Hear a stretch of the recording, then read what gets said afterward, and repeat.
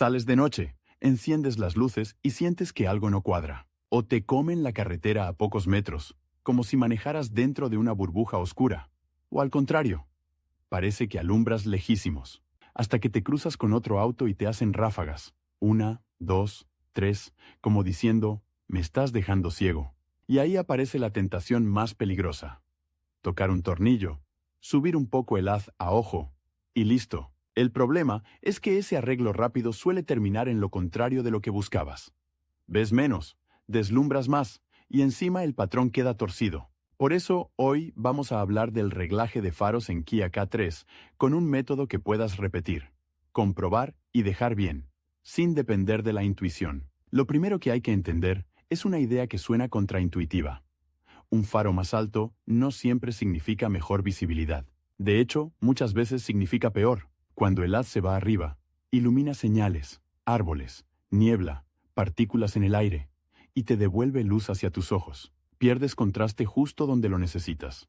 En el asfalto, en los bordes, en los baches, en el peatón vestido de oscuro. Y además, el otro conductor recibe el golpe de luz directo. Es decir, tú crees que ganaste alcance, pero en la práctica perdiste definición y seguridad. Ahora, antes de tocar nada, hay un diagnóstico rápido que te ahorra tiempo y evita que ajustes un problema que no es de ajuste. Si el faro ilumina bajo de repente después de cambiar una bombilla, muchas veces no es que se descalibró, es que la bombilla quedó mal asentada. En halógenas, por ejemplo, 1 milímetro de mala posición cambia el corte y el foco como si hubieras movido el faro entero. Si el haz quedó raro, con manchas, zonas más brillantes o un corte borroso, puede ser lente opaca, reflector fatigado o humedad interna. Y si un faro vibra con los baches o se ve flojo, el reglaje no va a durar.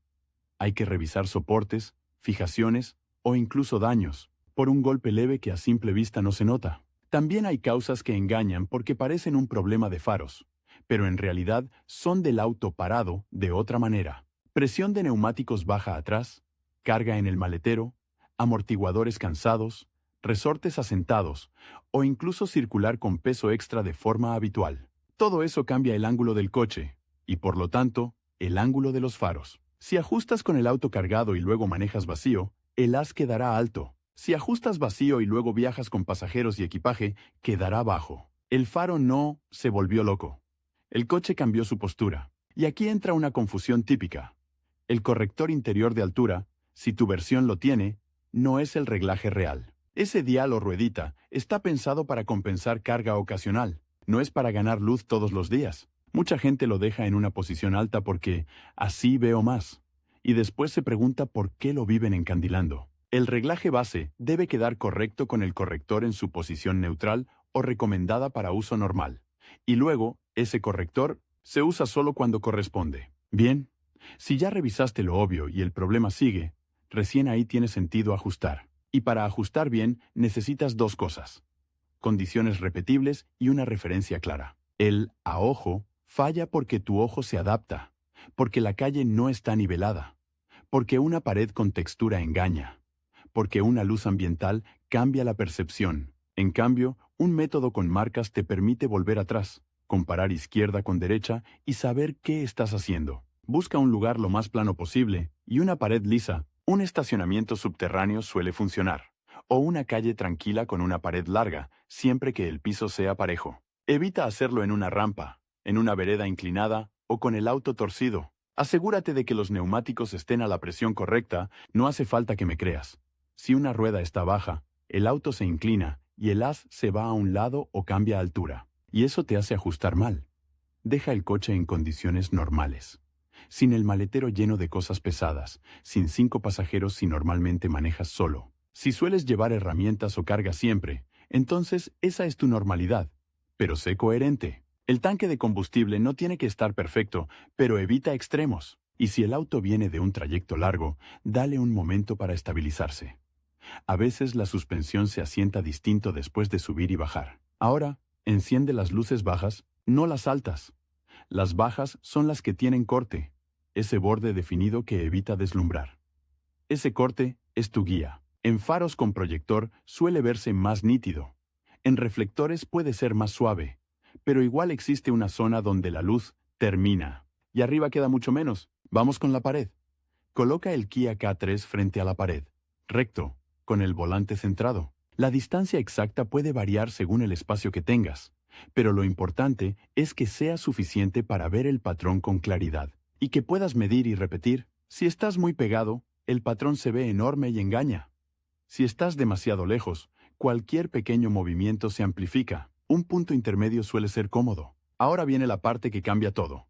Marcar referencias. Necesitas identificar el centro de cada faro. No el centro del auto, sino el centro de la óptica de cada lado. Puedes medir desde el suelo hasta el centro del faro izquierdo y del derecho. Es normal que sean casi iguales. Si no lo son, ya tienes una pista de que el auto está inclinado o que algo no está simétrico. Con esa medida, trasládala a la pared. Marca una línea horizontal a la altura del centro de los faros. Luego marca dos líneas verticales.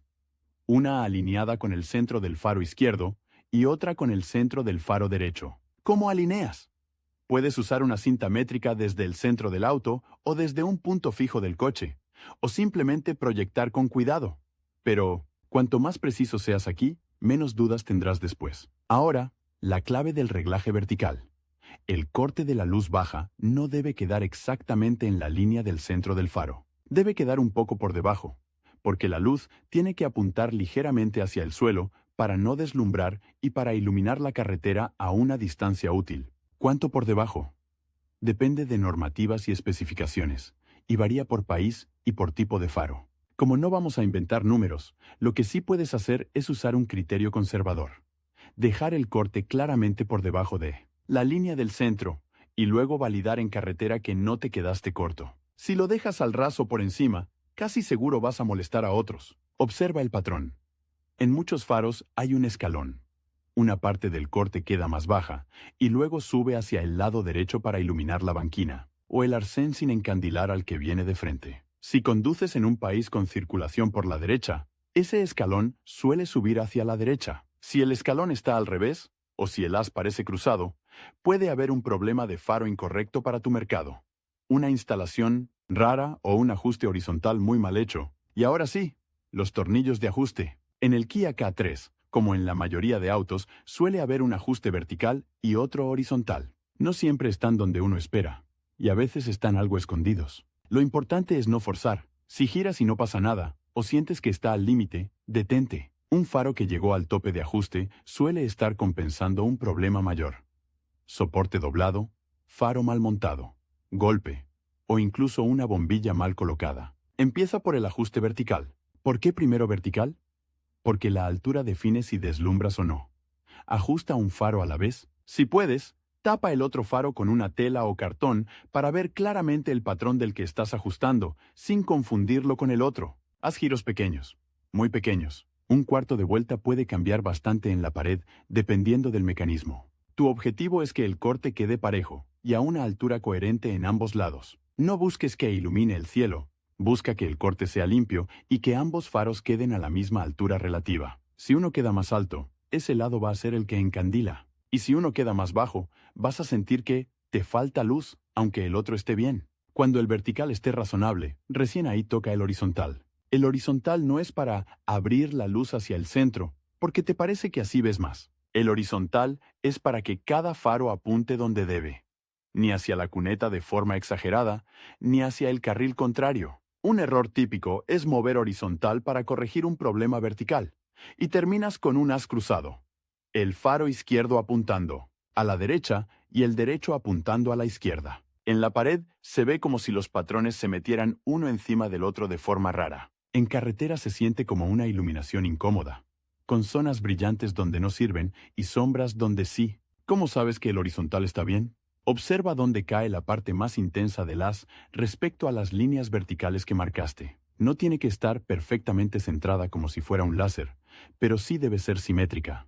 El faro izquierdo debe iluminar su zona y el derecho la suya, con un solapamiento razonable al centro. Si el faro izquierdo está apuntando demasiado al centro, vas a molestar más a los que vienen de frente. Si está demasiado hacia afuera, perderás iluminación en el carril. Aquí aparece otro matiz.